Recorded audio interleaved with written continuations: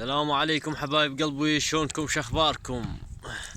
والله اليوم بالهور محافظة ميسان العزيزة.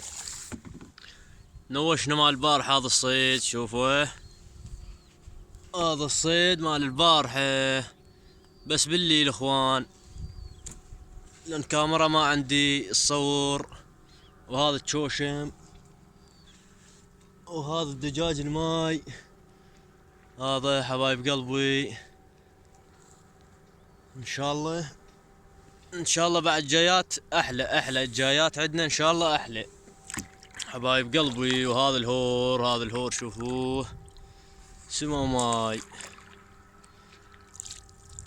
وتحياتي لكم مشاهدينا اعزائي حبايب قلبي، لا تنسونا بالاشتراك.